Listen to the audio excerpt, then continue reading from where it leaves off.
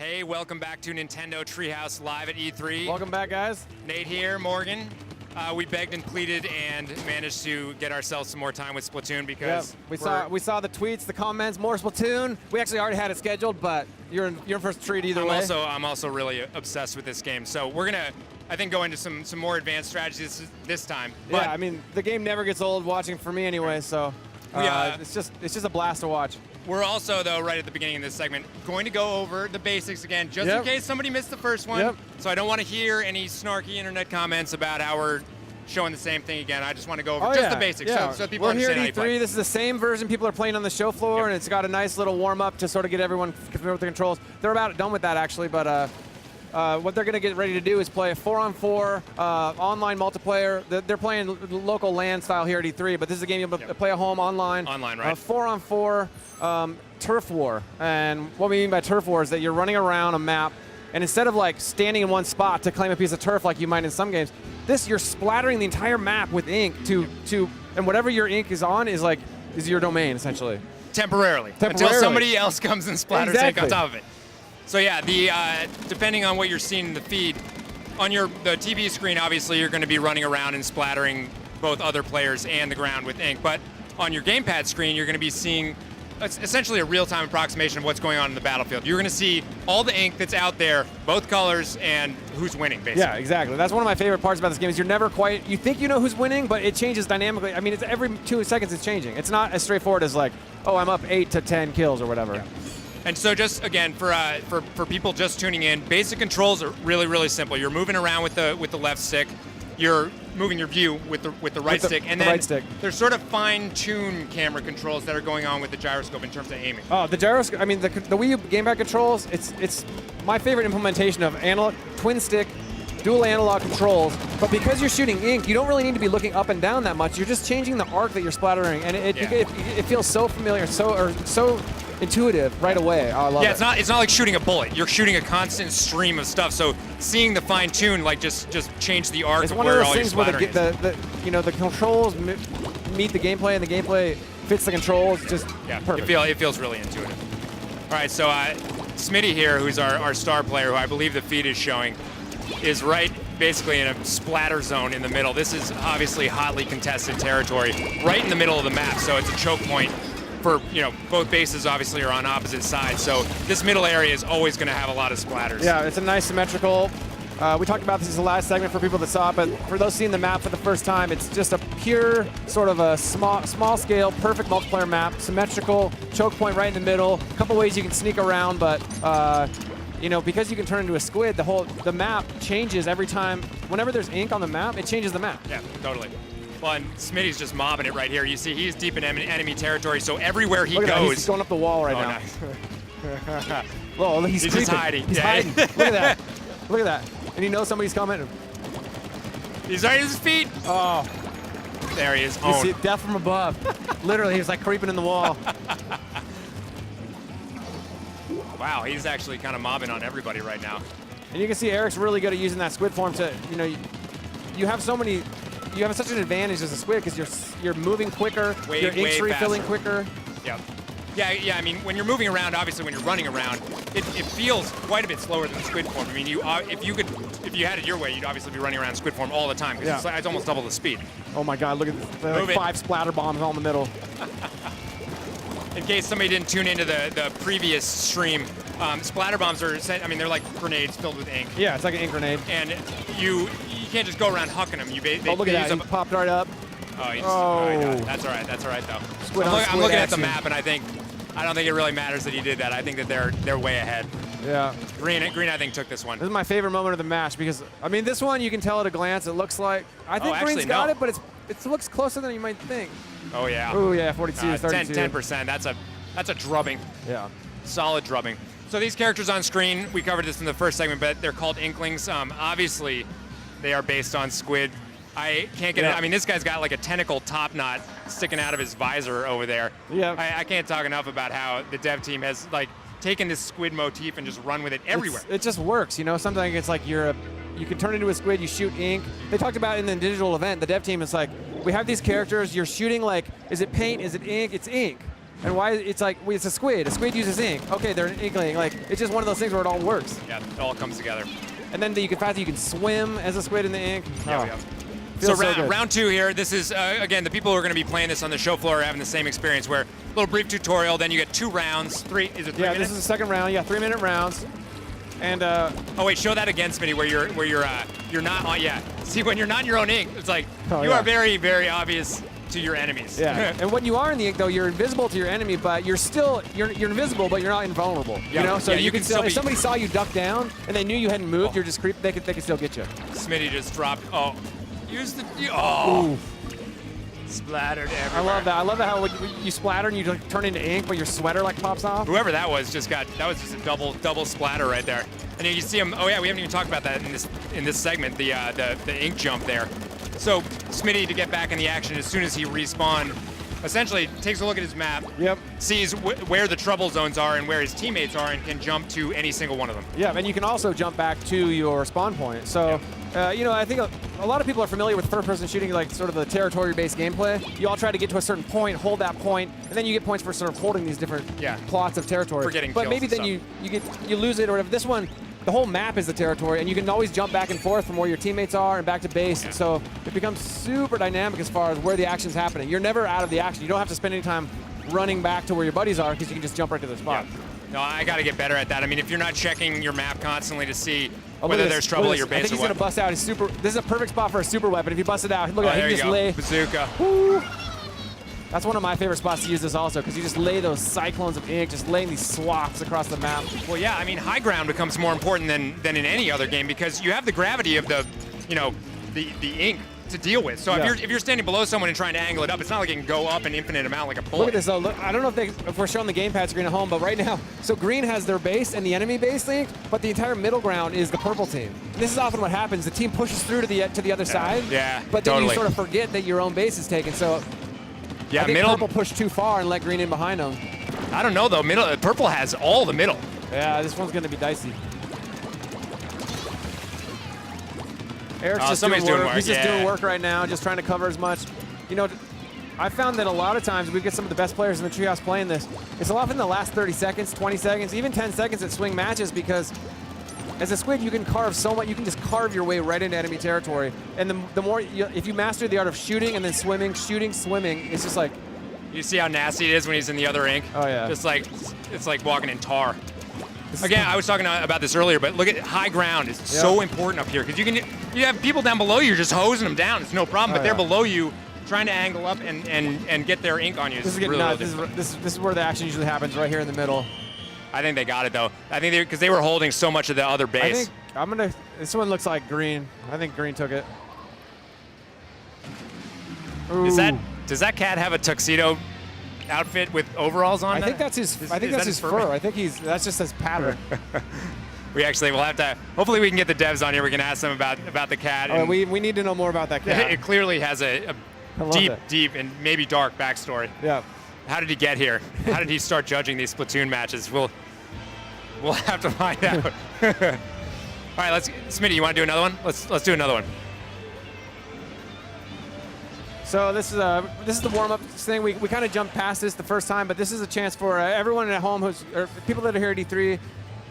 It's just such a great E3 experience. You get a chance to sort of learn the controls before getting thrown into like this really intense 3-minute rounds. Yep. I mean we all play all kinds of games, and among them we play third-person shooters, first-person shooters. So I figured I would just know automatically how to play this. And to be honest, when I first picked it up, I did feel like I really, really knew the movement. I mean, it felt really, really natural. But the subtleties of turning into a squid, maneuvering as a squid, jumping in and out of ink as a squid, that's the stuff that you really got to spend some time with to really master. Yeah, the game is, I mean, Eric here who's playing is one of the most, he's like naturally gifted first-person shooter player. And this game is not, it's using all of his abilities, you know? Well, you can see he's doing some advanced, like, puddle-to-puddle jumping here. And you know what's amazing too, Eric? If you want to just go over to a section and just shoot one little splatter and then duck in that, you can just. It doesn't have to be a bunch. You can just creep into one splatter. And sometimes that's better because if people see a ton of orange ink, say, they're going to say, oh, there's definitely some dude hiding in there waiting to ambush me. But if it's just a little, it's just a little splurt. Oh yeah, you can get kind of sneaky and a little bit dirty with that technique. You could just You could put one little ink drop. Look at the splatter jumping. Oh, yeah. See, that's advanced right there. That's beautiful. And see, why don't you go ahead and throw a splatter bomb for us, Eric? When his tank is like up over that little red arrow, it takes 70% of his tank, and you just that really cool ink grenade. Good splatter pattern. And you can see where his tank, that sort of tank icon that's coming out. When you're a squid, your ink refills way faster than when you're running around shooting it. So right. it really behooves you to sort of be switching back and forth between person squid. Look at it's even squid tentacles in the loading screen. Everything. I'm telling you, I'm loving the squid motif. Speaking of the splatter bombs, though, I'm really, really awful with grenades in first-person shooters for some reason. I have no idea why. I think it's because I can't like throw at proper trajectories. But the beauty of this game is when you, like, even when you miss, you're still doing good because it's splattering ink everywhere. It's like it doesn't matter that you didn't get you didn't splatter an enemy. You still splattered ink all over the place. No, I agree, and that's I think one of the important points about this game too is like if you're not, maybe you don't want to run out and start carving your way into enemy territory. Anytime you're shooting ink, you're helping your team. Yep. So it really lowers that barrier of entry for me anyway. Like, you could have your little brother playing, or you could have like Bill Trinan playing and be like, Bill, we don't really trust you on the front line, so why don't you just stay home and just paint the base like you're painting your fence at home on Saturday. Dude, we are going to light Bill up every segment, and he's going to be really mad.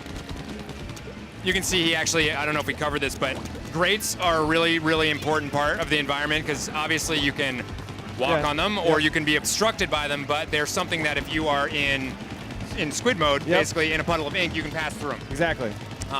That becomes really important, especially like somewhere Look at that. there. See, he's splattered the wall and able to, there's no way you could get up that wall or through the grate unless you're a squid. You gotta own this hallway, dude. You gotta own it. Did you get him? You didn't get him.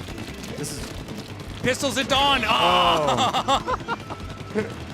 That's all right, man. He had backup anyways. The dude was coming. He was behind him with a super weapon. He had a super weapon ready too, and the super weapon doesn't carry over. So once you respawn, if you had it ready to unleash, you don't get it back. You got to re-earn it. Yeah. Something to just to note. It's probably not something that is immediately obvious on the feed though, but that little sequence there where he was down below the grate and then he looked up and painted the wall and then scooted up the grate. That's where I really think the gyro is just so important because you're looking around. You're looking around horizontally and up and down, but being able to really quickly check up, pop it with your paint and then scooch up there, it really, really feels natural with the gyro. Yep. I've seen so many people here at E3 on the show floor just pick up the game and like, the controls don't take any time to get used to. It just feels so good, and then you can focus on, the strategy. Whoa. See, Smitty's getting splattered a lot, but that is because Smitty plays without fear. Yep. Now, if they put me on that, I'm the guy who's like crouching underneath a grate somewhere popping out. I embrace the coward's way a little bit. Look at this. Oh, watch out, watch out. I think that was his ink, wasn't it? Oh. Nothing left but a scarf. A checkered hipster scarf was all that remained. I love that about we've talked about these characters, but they're so stylish. Like, not just it's like the whole level is sort of this, like, I don't know how to describe it. It's like a cityscape, but it's kind of like industrial setting. There's graffiti on the walls, which kind of mimics what you're spraying ink. It kind of gets that, like, you're tagging the walls with graffiti. There's stickers everywhere, and then there's colorful ink everywhere on everything.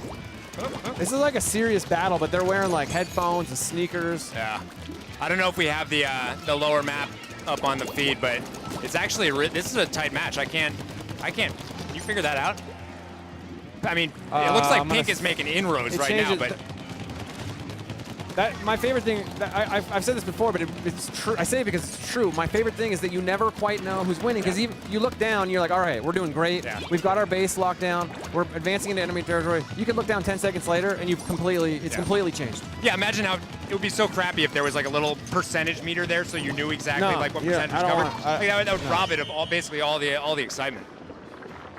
What do you say, Smitty?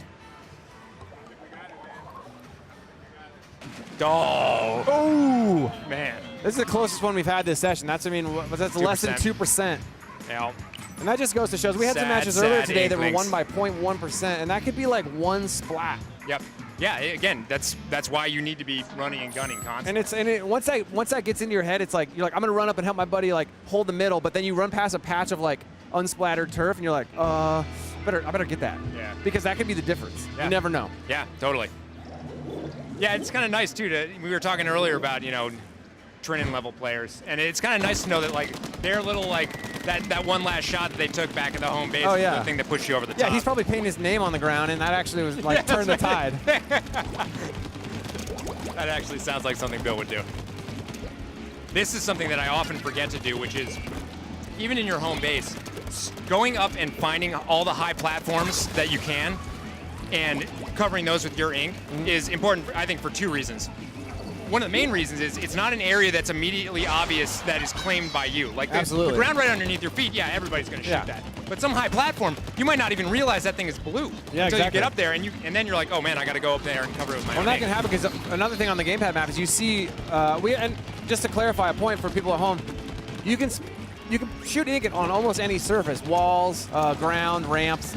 What's counting towards your total at the end is actually like walkable area. So it's like ground, ramps. The walls aren't counting in your total, but a lot of times they can really help you do some sneaky stuff. Yeah, strategically. But at the same time, if you're like trying to make a last minute comeback, you got to remember to focus on the ground and not get hung up by like if the whole wall is blue. Yeah, exactly. Super weapon, yo. So as you can see, Smitty's got his super weapon available. At this point, anytime he wants to click his R button. Yeah, there it is. And once you activate that, you want to activate it at the right time, because once you click it, that's it. You just got to shoot as much as you possibly can. Exactly. In a certain time period. Yeah, like once you fire it up, it's like it has like a, I don't know, 5-second cooldown. You shoot it as many times as you can before the timer runs out. So. Wow, Pink is doing really well. Yeah, this is a pretty straightforward match. Each team kind of has their own side, but the middle is where all the action's at. Yeah, you can see the middle is just a double kill. jar. Oh. Incoming! Ooh. He's still there. Did you just say incoming, or is that incoming? Yeah, I did. I totally didn't mean to though, but that's awesome. Incoming. You gotta write that down. Write that down. Yeah, we gotta later. write that. That's going. We're getting that in the game somehow. You heard it here first. Incoming, coming. Yeah, this middle area is really a bad place to be, but you gotta hold it. I mean, if that's where the action is, that's where you gotta go. Because again, you know, every bit of, if you got a choice between splattering ink down on bare ground or splattering ink down on your opponent's ink, you're going after their ink. It's like it's double money. Oh, here, see, this is what we're talking about. This is like a little side section that isn't in the middle of the firefight, but he just went ahead and grabbed that. He might be able to hold that for the rest of the match. Yeah, because people might not even realize it's there, and unless they're glancing at the map. No, they're making good inroads here. Yeah, we had a chance to talk to some of the guys on the dev team, and like one of them is like, I just like to stay home and cover as much as I can, every last square inch, because that just is that much more for the the opponent to have to come reclaim. Yeah. Whereas, you might otherwise carve as far ahead as you can and make them work overtime on their own base. Yeah, that's something we haven't talked about a lot, but as we're getting, is that tight? Oh, that's murder. That's just awful. Yeah. Oh man. That's well done. Well done down there.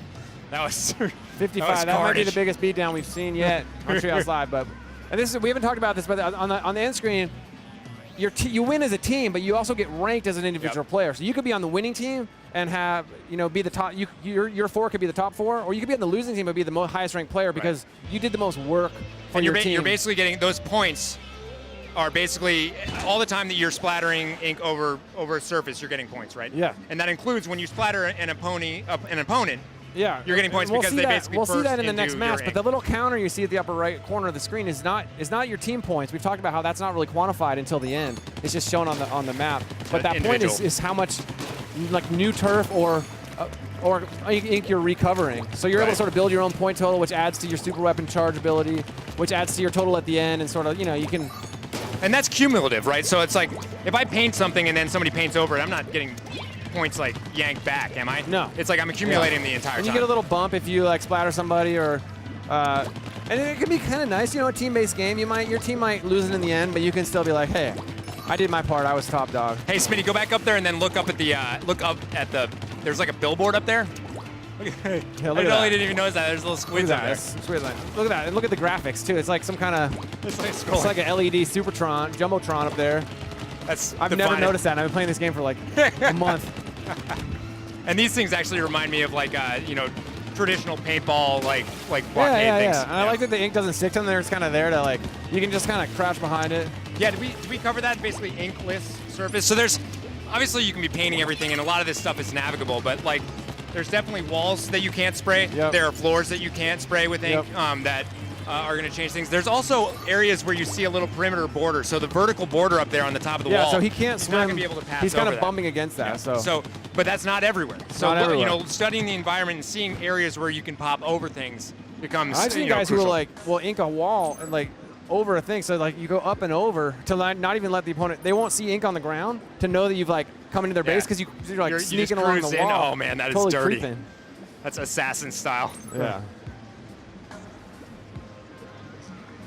All right, let's we're get just waiting for them to load in here. And, I think we're gonna get another match in. Yeah, we got time for a few more matches. They're total 10 minutes each match. It's two 3-minute rounds. Floor, yeah. Okay. Yeah. That actually, you were just giving me a really good idea. It's sort of Mario Kart 8 inspired idea where, you know, paint a wall and then there's a gap and then there's another wall painted on the other side. Hopping off that wall and into the other wall. You think is that possible? It's probably possible. I've seen some try to crazy. do that. Do some wall. No, I'm just kidding. For those people who saw the digital event too, I mean, there's some in the trailer sort of that's at the end of that of the gameplay. I mean, there's some intense stuff happening there, and there's also some we haven't talked about this really, but there's some stuff shown in that.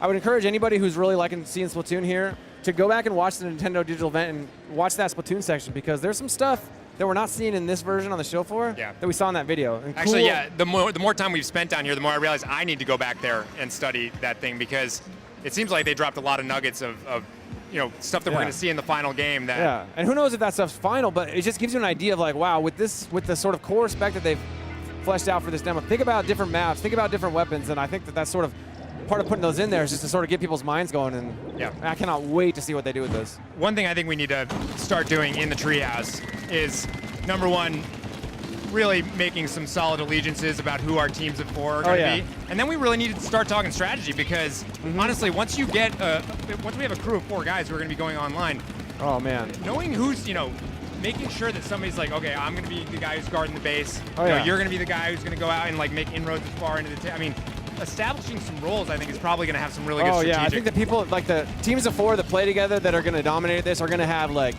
strategies where, you know, and the thing is because you can jump to a teammate's location or back to base, you could like have, as long as you have 2 guys on the front line, you can have guys feeding back in. I mean, to be honest, I can't even imagine where that's going to go, but it's going to be cool. I get Smitty on my team. Yeah. Smitty is showing me something here. Look at that. Oh. I love that too. When you see somebody, He's right there. You see an opponent, and then they dip into the ink as a squid, and then you think you know where they are, but you're like, Yeah, did you see that whole sequence? It's like they were right on top of each other, and look at this. Oh, he's right there. Oh, yeah. Oh. And you notice that too. So when he exploded, like was that? Who was that? Was that you? No. And I don't know if you noticed that too, but when he exploded, he actually exploded into the enemy's color ink. So like they got a little bonus on a sort of turf. Yes, you get the thrill of the splatter, but it's also side benefit. They blow up into your ink. Absolutely. All right, yeah, sniper style. No, I mean that was all happening too fast for me to comment on it, but that is what makes this game so awesome. Like they were literally right on top of each other. Yeah. They're each like just disappearing. And you're right there. You know they're right there. Dude is somewhere right there, but like whoever pops out first and splatters the other guy is the winner. I never get tired of watching this game. I kind of wish I was playing, to be honest. But yeah, this is the next best thing. It's a little hard actually. Did we ever determine if you could jump into the tree? We'll have to do that next time. You can climb He's the too tree. busy doing advanced stuff. Oh, look! And I don't know if people saw that, but when you're a squid in your own color ink, you're completely invisible. But when you move, you see these little ripples. Yeah, so if you're really sharp, you see your opponent duck down and you watch. You can track him. Basically that guy who I think is our ringer over there, who's been sent in to murder Smitty. He just ducked down, did a quick curve arc, popped back up, and shot him from the other angle. That's nasty. Smitty, there's competition out there, man. And I'm looking at your map, and it's looking pretty pink. Yeah, that's pretty pink. Oh, I just noticed that actually. So these are people who get splattered. Yeah. You see a little X when your teammate goes out. Yep. All right. Yeah, if there's been any, I don't know how much of the feed has been showing the gamepad screen, but that's real-time stuff where you see people super jumping basically to the other location. You can see all the fun too. And it's although obviously, Oh, this looks close. They made a good push late. I thought they were getting killed. This is going to be close. I think green took it. Nah, pink, bro. Oh man. Ooh. a late push. They showed me something though. I mean, yeah, somebody over there was they're doing pushing dirt. it. Real quick here, you can see you can see also like up in the right-hand corner, you can see how many splatters you had, how many times you were splattered. It's just nice to get, it's not the first and foremost thing. It's sort of how you did it individually, but it's there. There's always got to be a little and it's extra there too because it's rights. nice because like even if you're the team that won and you have like your fourth guy was like lowest on the list, you're like, come on, dude, like you gotta pick it up. Like we're carrying you. Well, and I've certainly had matches where we got destroyed, and I took at least a little solace in seeing that I was sort of up in the total point total. Because if it didn't have that individual ranking, you would just think, oh, we won as a team. Everybody did their part, not knowing that like probably somebody like again Bill was not pulling his weight. Has Bill heard any of this stuff? He better not be anywhere near here because Bill's gonna kill us. So I'm hoping that this time Eric can show a little something that we've got another guy in the Treehouse that he worked with me actually on localizing the English text for this E3 build. Ethan, he's been on a few segments today. His favorite thing to do is run into the enemy's territory, put down one little splat, like a little one, and then just hide there. Smitty, Ethan mission. Can you go on an Ethan mission? To the troll bridge. And it's super dirty, but it's also, some no dirty, man. Some might say it's like tactical, some might say it's cowardly, but either way, it's it's something. They got a guard up there. You gotta wait. But see, look at this. So he's just in a single. Oh, it didn't work. He got taken down, but I love that you don't have to. You start to, you don't need the whole map covered to be able to like use your squid abilities. He's not doing something easy there. He was trying to go as deep as you can. So he's gonna jump all the way back to basically right there because one of his teammates went with him. Oh man, that guy has no idea. Well, that was teammate. Go to the troll bridge. Troll bridge. Oh, he's behind you, man. He's right there. Pop. Ooh. Check it out. I love that. I love that. I mean, there's something so nice about the surveillance aspect of that. You're just like, you're crouching in your ink, man. I know. It's nobody like, can see me. That's like the dream, right? I mean, you're playing hide and seek, playing like paintball or something, to be able to just duck down and disappear into the environment. Oh, he's going back. So he saw these two guys advancing on his base, pop back to the base, him and his buddy, and they're going to go back and defend it. Ooh. Oh, he got him. And two. Look at that. Those guys are...